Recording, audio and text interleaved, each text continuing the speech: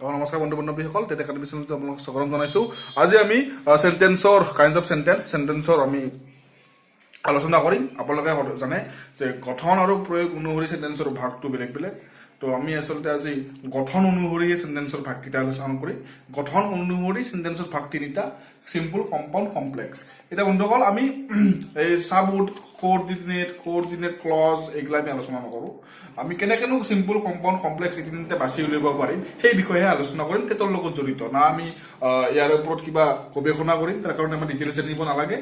মাত্ৰ আমি কেইটামান ট্ৰিক্স দি দিম, সেইকেইটা মনত ৰাখিলে আপোনালোকে চিম্পল, কম্পাউণ্ড আৰু কমপ্লেক্সৰ মাজত থকা যিখিনি কনফিউজন আছে অতি সহজতে দূৰ হৈ যাব। আপোনালোকে main clause, subordinate clause, coordinate clause এইগিলা বাদ দিয়ক, এইখিনি চাওক।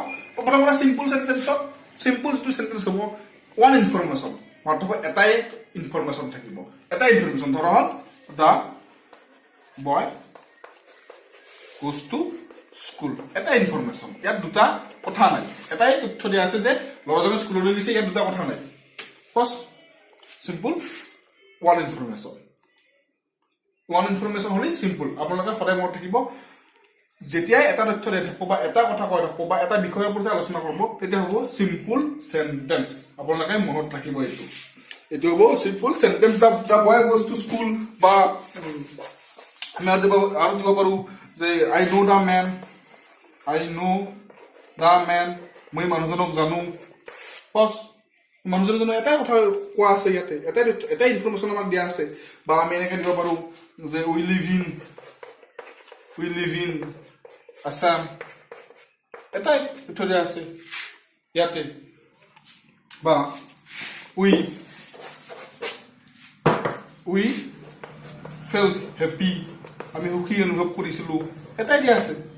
এটা ইনফৰমেশ্যন থাকিলে আপোনালোকে মনত ৰাখিব, সেইটো কি হ'ব? Simple sentence. হা, আনহাতে কি কম্পাউণ্ড চেণ্টেন্স? কি কম্পাউণ্ড চেণ্টেন্স হ'ল দুটা ইনফৰমেশ্যন থাকে, দুটাতকে অধিক থাকে, আৰু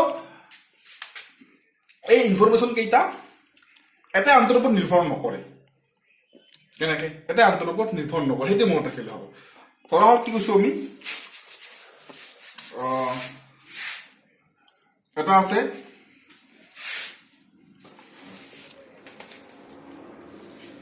cow is a domestic animal. Cow is a domestic animal,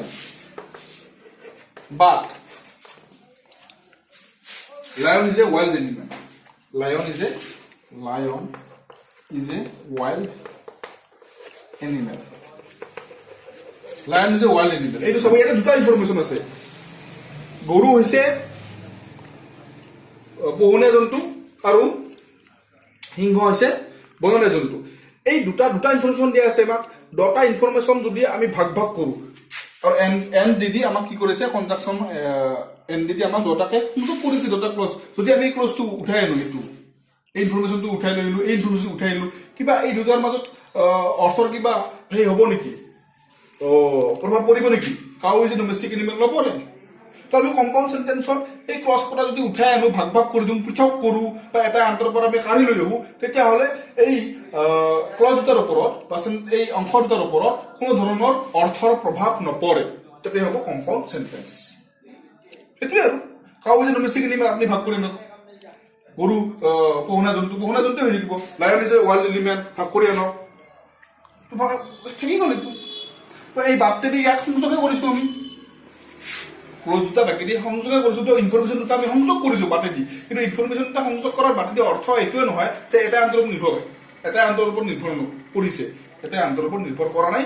আপোনালোকে মনত ৰাখিব, এই দুটা ইনফৰমেশ্যন স্বাধীন যেতিয়া ইনডিপেণ্ডেণ্ট। মানে কম্পাউণ্ড চেণ্টেন্সত যিকেইটা ক্লজ থাকিব, যিকেইটা ইনফৰমেশ্যন থাকিব, সেই গোটেইকেইটা ইনফৰমেশ্যন হ'ব কি স্বাধীন যেতিয়া বা ইনডিপেণ্ডেণ্ট। বা আমি এনেকে আৰু দুটা মই উদাহৰণ দিছোঁ কম্পাউণ্ডৰ। ধৰক আমি এটা কথা কৈছোঁ, উই ৱেণ্ট আউট, আৰু had our dinner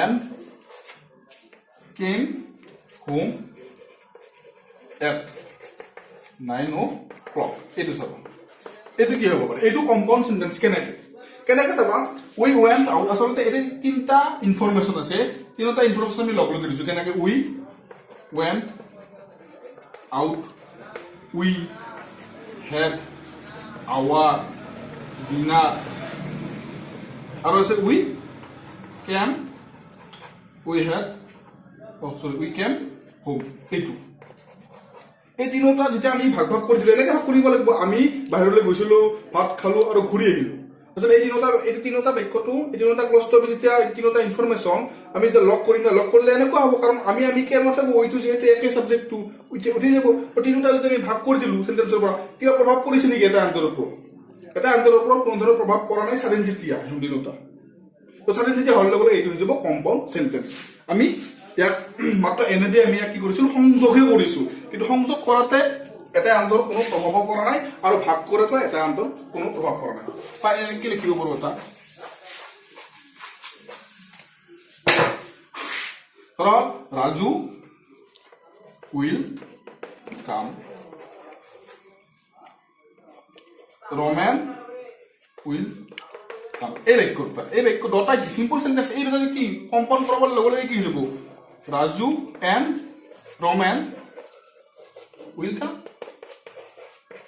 আসলতে এর কি দুটা ইনফরমেশন আছে রাজু আহিব রমানো আহিব দুটা আমি লগ লগাই দিছো তো লগ লগাই দিছো আৰু যদি আমি ভাগ কৰো কোনো ধৰণৰ ইয়াৰ প্ৰভাৱ নপৰে Raju will come Roman will come যদি কম্পাউণ্ড সেন্টেন্সত মনত থাকিব আমি যদি এই ইনফরমেশন কেইটা বা গ্ৰামাৰৰ মতে ক্লজ কেইটা যদি আমি ভাগ কৰোতে এটা আন্তৰ ওপৰত অৰ্থৰ কোনো ধৰণৰ প্ৰভাৱ নপৰে বা এটা আন্তৰ ওপৰত কোনো ধৰণৰ অৰ্থৰ ক্ষেত্ৰত নিৰ্ভৰ নকৰে সেইটো মনত ৰাখিব সেইটো হ'ব কম্পাউণ্ড সেন্টেন্স আৰু কমপ্লেক্স সেন্টেন্সত দুটা বা তাতকে বেছি ইনফৰমেশন থাকে কিন্তু ইয়াতে এটা ইনফৰমেশন এইটো মনত ৰাখিব এটা ইনফৰমেশন স্বাধীন যেতিয়া বাকি কেইটা ইনফৰমেশন কিন্তু সেই স্বাধীন যেতিয়া ইনফৰমেশনৰ ওপৰত নিৰ্ভৰ কৰিহে তাৰ প্ৰকাশ কৰে সেইটো আপোনালোকে মনত ৰাখিব পুনৰবাৰ কৈছো যে এই কমপ্লেক্স সেন্টেন্সটো হল কি তাতে দুটাৰ পৰা তিনিটাতকে অধিক থাকিব পাৰে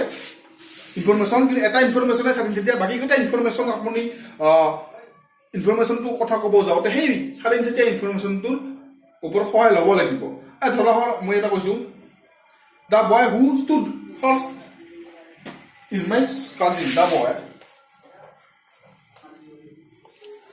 we felt hearing the news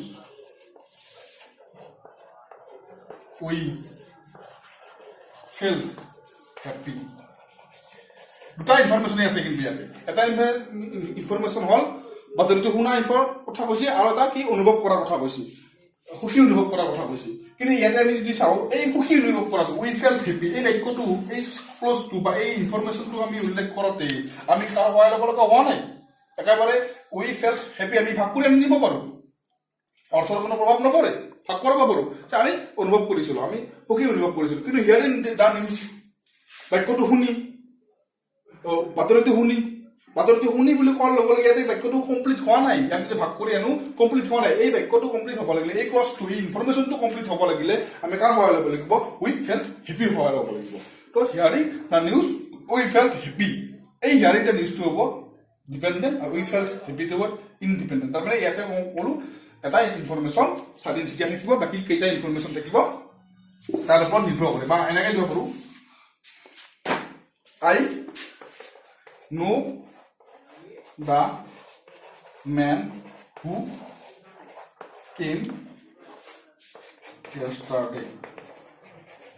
এই বিষয় ইয়াতে I know the man মই মানুহজনক জানো আৰু এটা আছে who came yesterday এই দুটা ইনফৰমেশন আছে মই মানুহজনক জানো আৰু যিজনে যোৱাকালি আহিছিল who came yesterday our home যিজনে আমাৰ ঘৰলৈ আহিছিল বুলি কওঁতে এই বাক্যটো এই ক্লজটো বা ইনফৰমেশন কওঁতে এতিয়ালৈকে সম্পূৰ্ণ হোৱা নাই সম্পূৰ্ণ কেতিয়া হ'ব যেতিয়া আমি I know da man I don't know দা মেনৰ ইনফৰমেশনৰ সহায় লওঁ এইটো হ'ব আমি মেইন ক্লজ বুলি ক'ব পাৰো প্ৰিন্সিপাল ক্লজ বুলি ক'ব পাৰো কিন্তু আমি মই ধৰি লৈছো একদম আপোনালোকৰ বুজাটো সহজৰ কাৰণে এইটো হ'ল কি ডিপেন্ডেন্ট ক্লজ ডিপেন্ডেন্ট ইনফৰমেশন আৰু এইটো হ'ল ইনডিপেন্ডেন্ট এইটো হ'ব ইনডিপেন্ডেন্ট আৰু এইটো হ'ব dependent I know the man, মই মানুহজনক জানো। এই ইনফৰমেশ্যনটো আপুনি কওঁতে বা এই ইনফৰমেশ্যনটো আপুনি মানুহজনক জনাওঁতে হু কেম য়েষ্টাৰডে ইয়াৰ সহায় ল'ব লগা হোৱা নাই। কিন্তু হু কেম য়েষ্টাৰডে বুলি কোৱাৰ লগে লগে যিজনে যোৱাকালি আহিছিল সেই ইনফৰমেশ্যনটো এতিয়ালৈকে কমপ্লিট হোৱা নাই। কেতিয়া কমপ্লিট হ'ব? তেতিয়া আই নো দ্য মেনত আমি সহায় ল'ম। তো বন্ধুসকল আপোনালোকে কেনেকুৱা পালে এইটো চেণ্টেন্সৰ ভিডিঅ'টো লাইক কৰিব, যিসকলে নতুনকৈ চাইছে চেনেলটো ছাবস্ক্ৰাইব কৰিব, শ্বেয়াৰ কৰিব আৰু কমেণ্ট বক্সত কমেণ্ট কৰিব। আজিৰ কাৰণে ধন্যবাদ।